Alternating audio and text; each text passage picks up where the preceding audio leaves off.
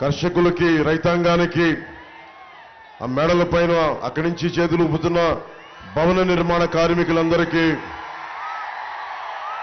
ప్రతి ఒక్కరికి, కష్టపడే ప్రతి ఒక్కరికి మేడే శుభాకాంక్షలు.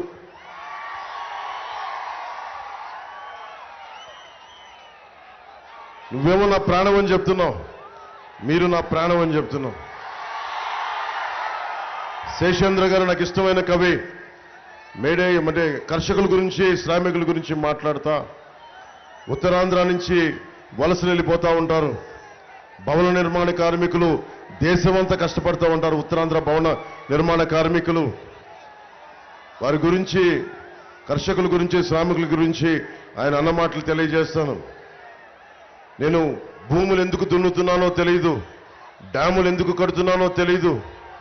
నా బతుకు ఒక సున్నా కానీ నడుస్తున్నా. వేళ్లు కాళ్ళై నడిచే చెట్టు మనిషి. చెట్టుగా ఉంటే ఏడాదికి ఒక వసంతమన్నా దక్కేది. చెట్టుగా ఉంటే ఏడాదికి ఒక వసంతమన్నా దక్కేది. కానీ మనిషినై అన్ని వసంతాలు కోల్పోయానని, మనకి ఉపాధి అవకాశాలు లేని, కండలను కరిగించి శక్తిని ధారపోస్తున్న సమాజానికి శక్తిని ధారపోస్తున్న శ్రామికులు, కర్షకులు ఛిద్రమైపోతుంటే వారి గురించి రాసిన మాటలు. వారికి అందరికీ నేను అచ్యుతాపురం జంక్షన్ నుంచి రాష్ట్రం మొత్తం కార్మికులకి, కర్షకులకి, కష్టపడే ప్రతి ఒక్కరికి మేడే శుభాకాంక్షలు తెలియజేసుకుంటున్నాను.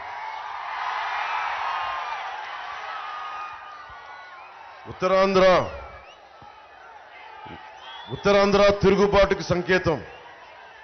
దమ్మున్న ప్రాంతం ఇది, కొట్లాడే ప్రాంతం ఇది. యువతున్నారు.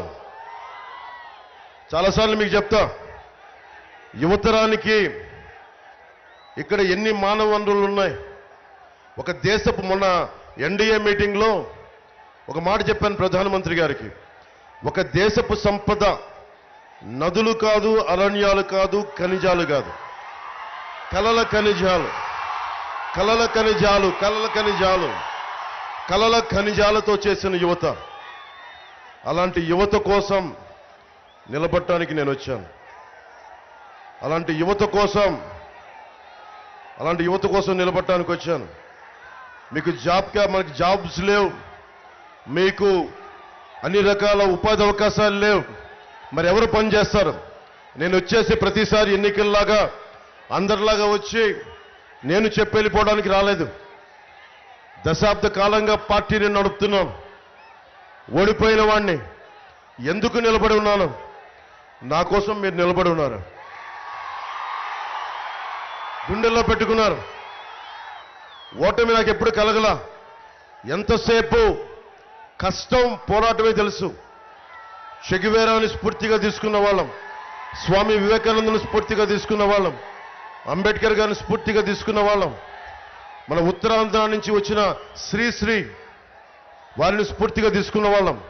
నేను వచ్చింది కూడా ఈ రోజున మన విజయ్ కుమార్ని గెలిపించమని, కేవలం గెలిపించమని కోరడానికి రాలా.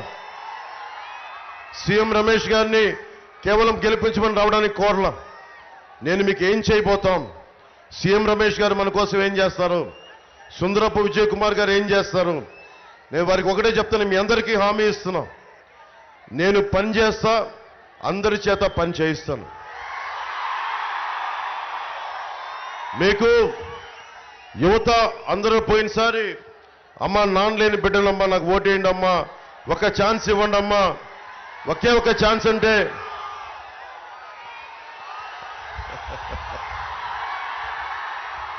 ఒక ఛాన్స్ అంటే ఇచ్చారు. పాపం జగన్ కూడా తప్పేం అడగలా. జగన్ కూడా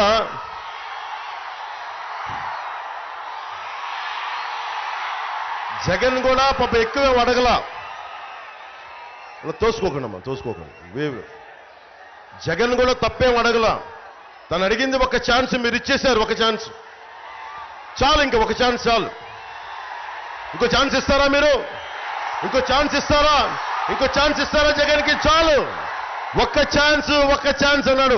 ఒక్క ఛాన్స్ ఇచ్చేశారు. సంపూర్ణంగా రాష్ట్రాన్ని ఎలా చేశాడో చూశారు. ఒక ఛాన్స్. కానీ ఇప్పుడు నేను అడుగుతుంది, ఈసారి మీకు మీరు ఛాన్స్ ఇచ్చుకోండి. జనసేనకి ఛాన్స్ ఇమ్మని అడగట్లా, పవన్ కళ్యాణ్కి ఛాన్స్ ఇవ్వమని అడగట్లా, సీఎం రమేష్ గారికో సుందరపు విజయ్ కుమార్ గారికో ఛాన్స్ ఇవ్వమని అడగట్లా, తెలుగుదేశం పార్టీకో కూటమికో ఛాన్స్ ఇవ్వమని అడగట్లా. మీ భవిష్యత్తుని మీరు నిర్ణయించుకోవడానికి ఒక ఛాన్స్ మీరు తీసుకోండి.